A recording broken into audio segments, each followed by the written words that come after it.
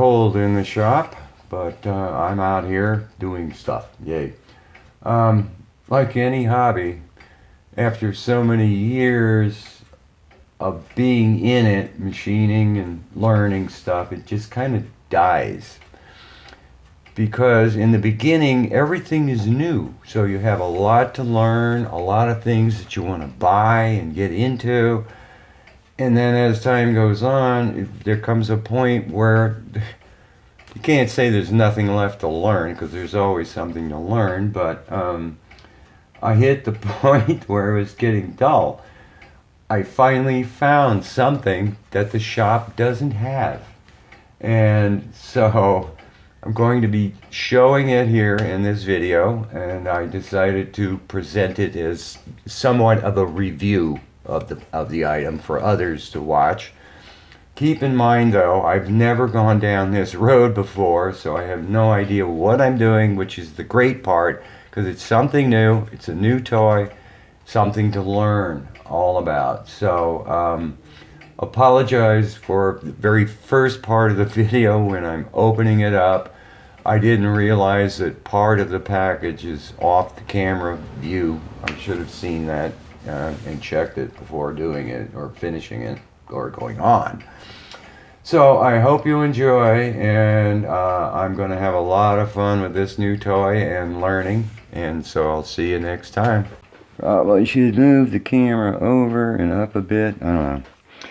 I showed this in one video, I know, because, you know, it was expensive. Like $60, $70, and I knew I've seen other machinists with it, using it, and I figured, you know, what the heck, I probably need this thing to check some stuff with. But now having it and using it, it's like, no, just, okay, I know it's harder than this. Well, how hard? Or it's softer than this. How soft? So I started looking for other testers and things, and yeah, they're all over the place, and they're huge, and they're thousands of dollars, so I'm not about to do that. But I stumbled across this thing, and I can't believe this is like 5 pounds. Why is it that heavy? So I'll be I'm going to be reviewing this thing. Those will go back to Amazon, so I'm within the 30-day return period. And if this doesn't work, I'm not sure what I'm going to do. So, yeah, I have no idea where I'm going to put this thing either. It looks like it's a giant box. Come on. There. I'm going to have to stand up to get this thing out. Oh, this thing is huge. Jeez, the picture did not make it look that big. Portable, huh? Yeah, I guess it's portable. Oi! Jeez. Why is it so... Oh, I think I know why, but... because the picture didn't show a whole lot of the stuff. Snap, okay, snap, open it. Dude, there's the company that makes it. I will put a link in it right now for what it's worth in the description. But I'm going to have to read and do some stuff off camera. I think this is the calibration. Yep, verification. So this is a giant chunk of steel. And it does every bit of hardness, and I'm not sure how it's doing it. I have a feeling, looking at one of the YouTube videos that's, geez, can't even get it out. One of the YouTube videos that's showing its operation, I think the video was done by the company. I think it's listening to the frequency of a steel ball bouncing on stuff. So, wow, okay. Interesting connection. What happened here? Some cap went in. I don't know what that was, but it got pushed in. Looks nice, lightweight, yeah. And this is the probe. And it says you can check things at any angle. Well, yeah, if you're checking up vertically, it can't be a bouncing ball. I don't know. Boy, that is one unique connector on this thing. Parts floating around. It's kind of scary. What is that from? A cleaning brush. A little round thing. Boy, I really do have to read the entire manual to operate this thing. Nice and small. Can I tell what's in there? Is it a diamond or what? I have no clue what that is. I think it's a diamond. It looks like a clear little dot down in there. But evidently you preload it, and then this releases it, and you hear ding ding ding, and it shows you the hardness. So let me get busy off camera. Nobody shows this piece, or at least the manufacturer didn't in their video. This is why it's heavy. Okay, I'm gonna need some extra help getting that out.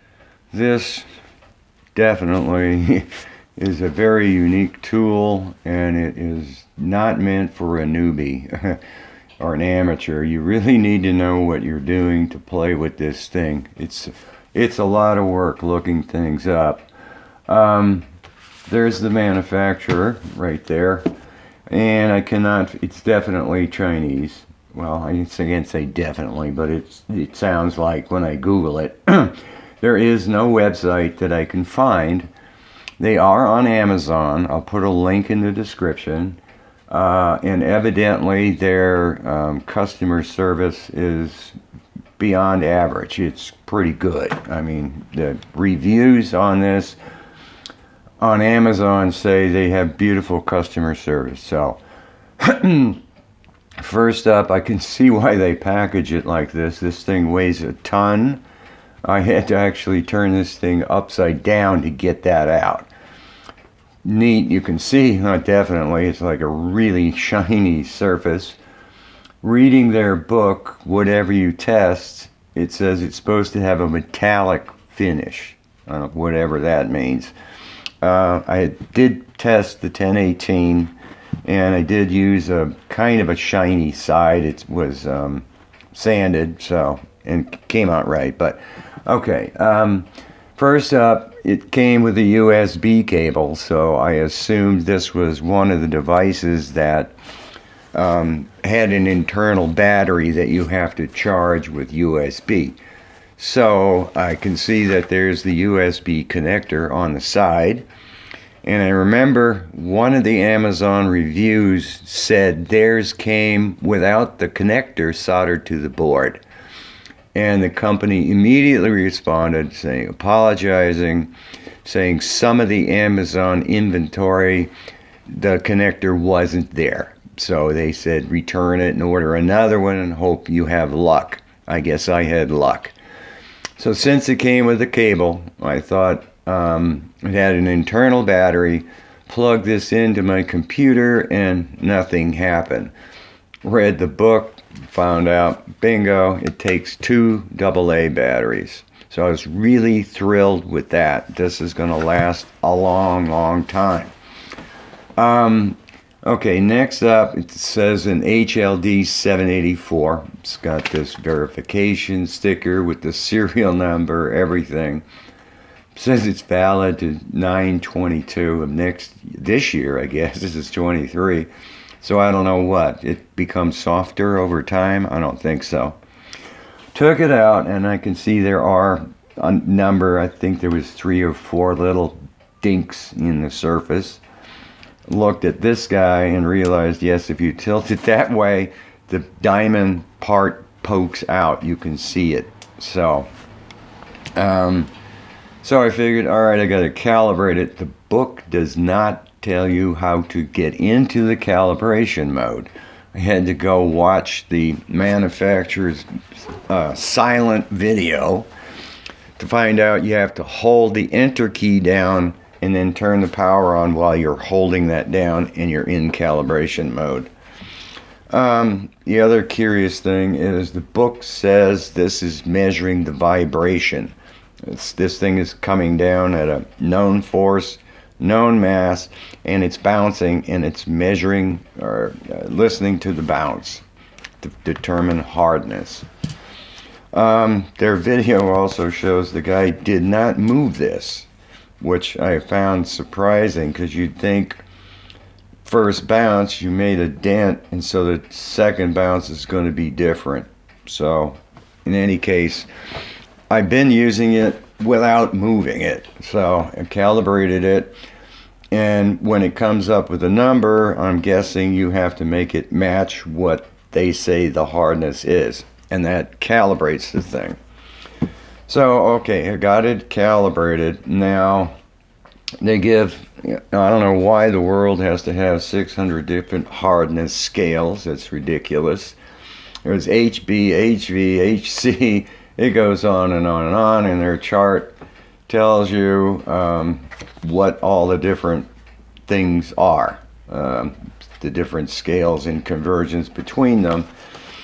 But I wanted to figure out best I could what the scales meant. So Googling each of them, HB is going to be this Brunel or whatever hardness. HRC is a Rockwell hardness test where you're using a cone. That's what I figured out. I hope that's right. HS is a shore hardness, which I know is meant for rubbers and soft materials. HRB is the Rockwell hardness, but you're going to use a ball. This thing is a cone, pyramid type thing. So I don't know why they have B in here when you don't have the right tool here. The book does show all the different types of tools that you can have. So I still don't know positively about that. HV is the Vickers, where you're using a pyramid. So I can use HV and HRC and HB, I guess. HLD, still kind of foggy. I think it just says it's a hardness tester or something like that. HLD always leads to the tester. Curious too, I paid $300 for this. Starrett, as usual, $3,000 for the same device, same type of testing.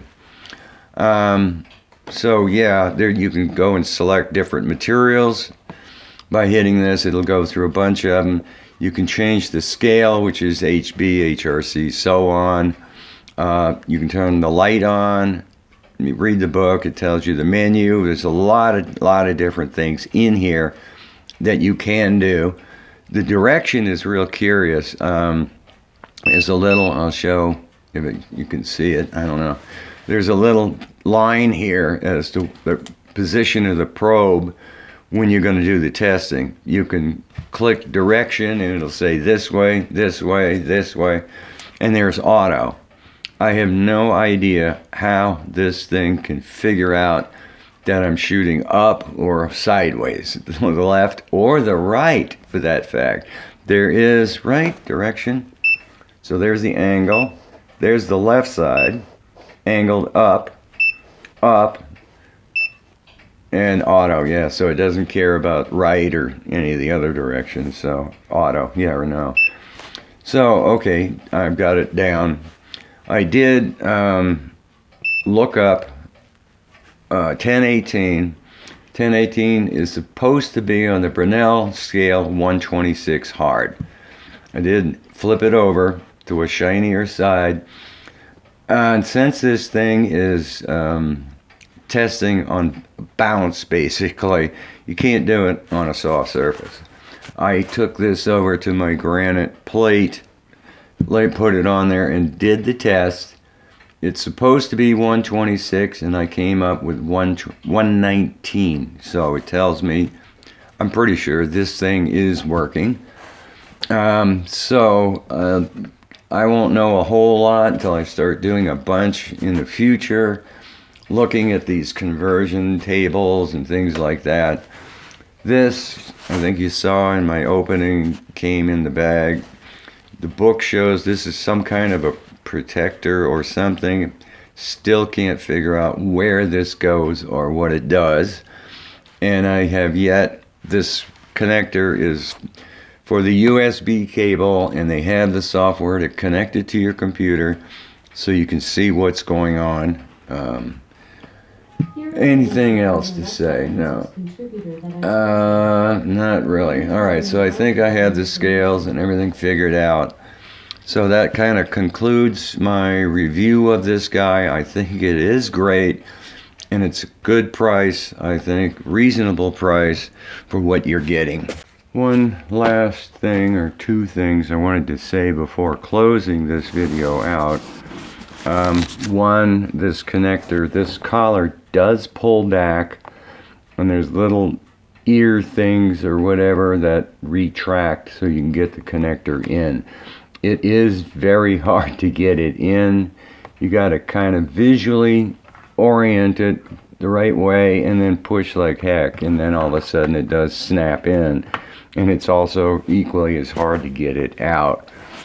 The other thing is, I said I wanted to return this because I wanted to know how hard or how soft things were.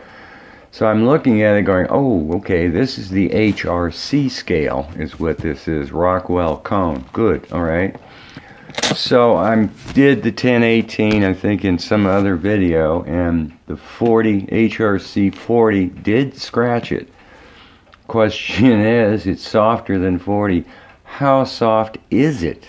Because I wanted to kind of, I think I said in other videos that the harder the material is, the nicer the finish when you turn it. So how soft is this? Okay, it's softer than 40. So I'm looking at their chart going, okay, I got Bernelli 119. Well, if I look up HRC, right? Yeah, HRC 40. It's way on the other side of this chart. HRC 40 is right here. So it's somewhere down here for the Bernelli, because the Bernelli I got 119. 40 is 370. So I'm going, okay, this is why I bought it. How soft is it? Well, you flip the chart over and you go down to HRC 1 is 154 Bernelli, and I'm 119. So it's way off the scale. 119, they show 114, 130. It's somewhere in here. That's pretty darn soft. So I like it. That's why I bought it. So I really know where things are. So I'd be curious. I'm going to start running some of these tests on some of the other materials, especially material I have that is unknown what it is, scrap or salvage things that I've got, to see where it falls on the HRC scale and how it machines or turns. Well, as a follow-up to the hardness tester that I showed, I put a lot more pieces of the puzzle in place so that I know some things, but there's still a number I know of missing pieces.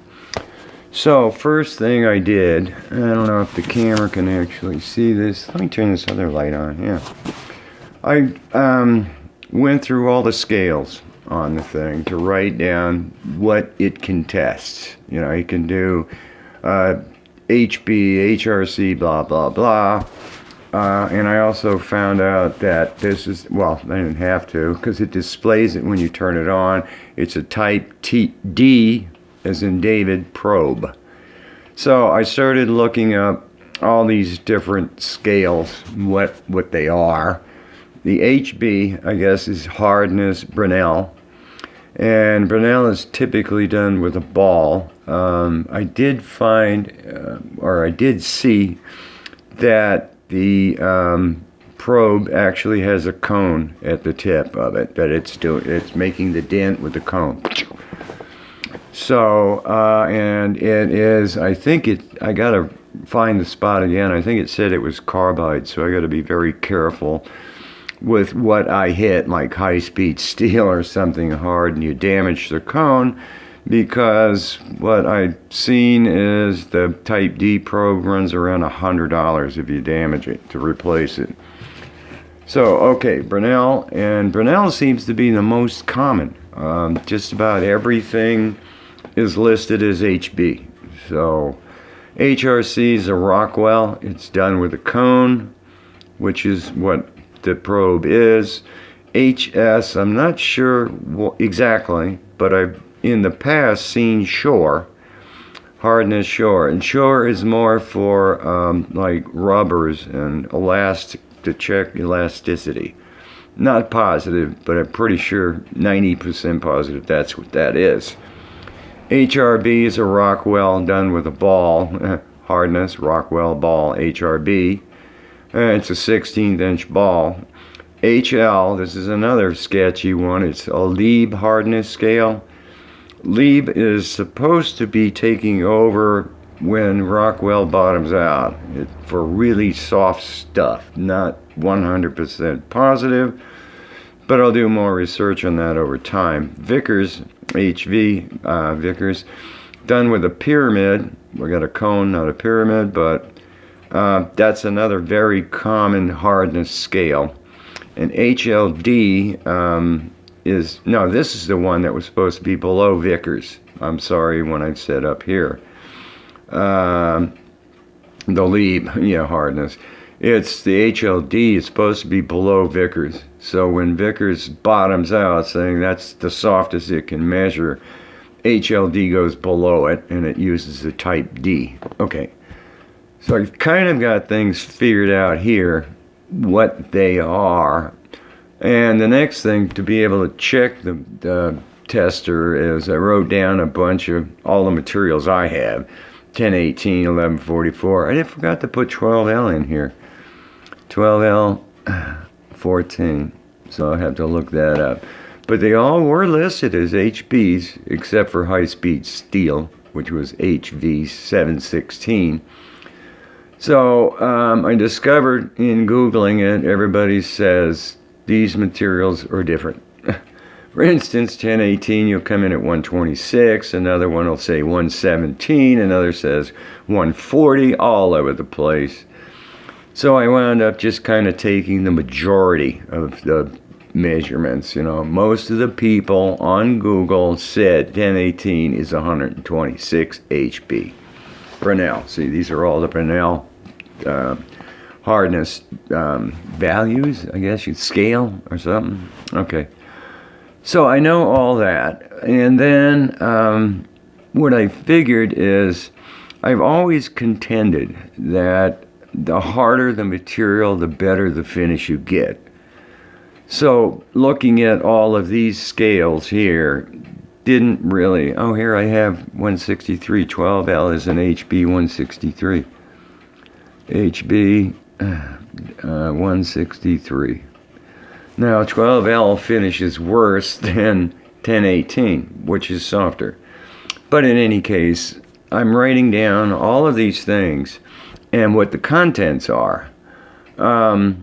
So they're all basically mostly iron.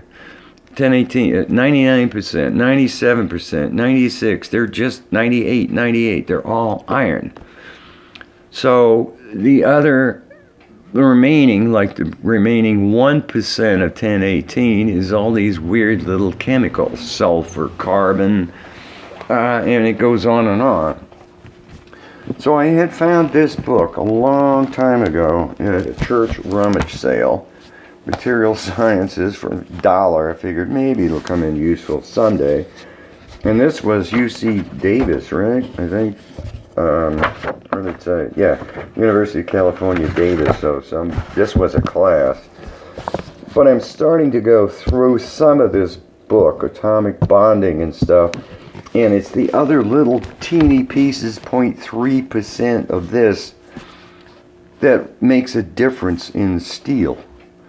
And that, to me, I don't know how somebody did this, because you see, you got this giant, huge thing of molten iron, and somebody walks up and puts a tablespoon of sulfur in it, and it changes the entire structure.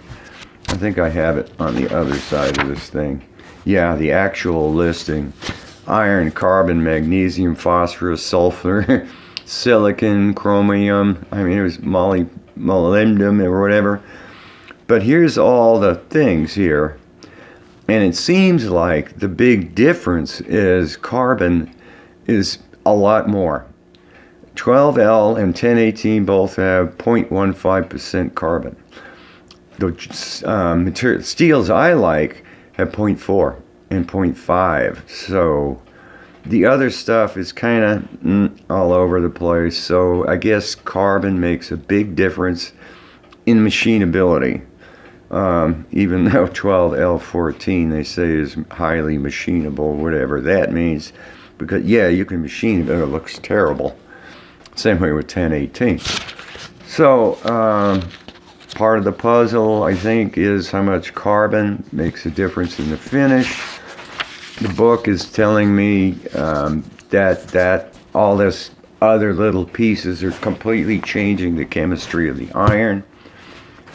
Last but least, I did find the manufacturer of the probe itself, TMTEK, and it looks like it's from China. And I have the Model D, which covers all the different scales. The other type of probes don't cover everything. They're specific for something, and they're basically $500 plus. I think the one with the little point for confined areas is like $800. You can find them on eBay and also at the manufacturer's site. So again, I need to figure out the tip was carbide. The rest of this kind of says what this D is. You know, it's like if you do the test for hardness, oh, there it is. Material test tip, tungsten carbide. Good. All right. Just write down tungsten. TUNGSTON. So just got it. Tip is tungsten carbide on the type D. And it gives dimensions and all kinds of junk. Oh, here's that probe that's for tight spaces, and boy, is that sucker expensive. So that's where I am so far. I think there was another table someplace. No, I'm probably gonna put all this in an Excel spreadsheet and put this in there so it's all on one page and nice and neat. But I think it's a great tool to have for the shop. All these people that are doing Rockwell hardness, like those files, HRC. Brunel is the way to go. This was, I think, Anthony something, August Brunel was a Swedish engineer that invented or founded this particular scale. And from what I'm seeing, everything is pretty much listed in that. And I don't know if those giant machines that are like thousands of dollars can do a Brunel test, but whatever. So there's just a follow-up on it.